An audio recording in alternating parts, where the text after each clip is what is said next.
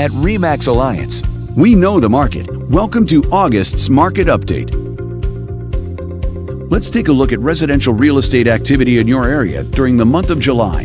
The number of active listings was up 52% from 1 year earlier and up 8% from the previous month. This continued upward trend reflected a healthy inventory for buyers to choose from.